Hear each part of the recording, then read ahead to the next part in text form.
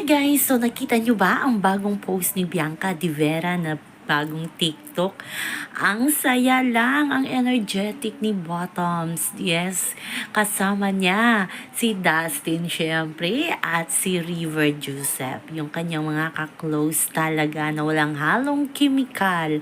As in marami talaga ang napasaya ngayon ng pag-post ni Bianca sa TikTok na yon.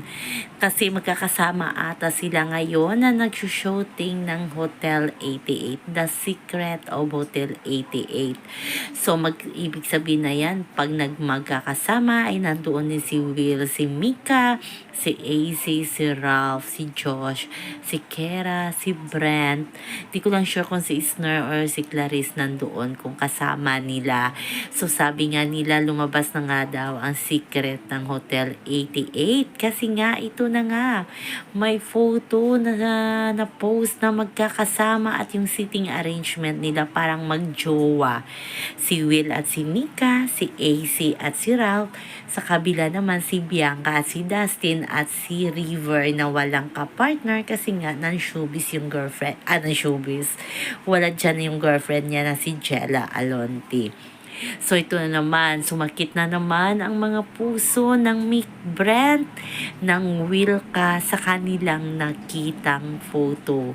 Yan, marami ang nagalit kay Will lalo na may nag-comment na isang netizen na nakita sila December 13 ni Mika sa BGC na magkasama at nag-dinner at doon natuklasan nila na nag-excuse daw si Will kasi parang may promo ata si na Bianca at kasama si Dustin yung sa Love You So Bad na may sakit daw siya na kailangan ng pahinga. Yun ang sabi niya, December 13, yun pala lumabas sila ni Mika sa Lamangka. Ayon sa isang netizen, gusto niyang magpa-picture sa dalawa pero sabi ni Mika, pili ka lang sa isa sa amin kasi bawal na makita kaming dalawa. O diba? So, happy-happy na lang tayo ngayon kasi parang may freedom na ang magjojowa kasi tapos na ang promo ng Love You So Bad.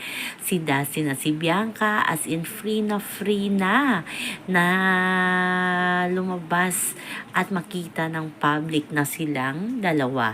Ganun din ata itong si Mika at si Will Ashley. So, bahala na dyan ang mga Wilka at ito namang mga Wilka ay talagang inedit pa na si Bianca at si Will pa rin hanggang sa huli, diba? Ganun talaga ang mga fans. So yun lang po guys ang ating update sa ngayon hanggang sa muli. Bye-bye! Always remember, wag po tayo magpaka-stress. Please like, share, and subscribe my channel para ma-update kayo sa mga bagong upload. Bye-bye! Love, love, love!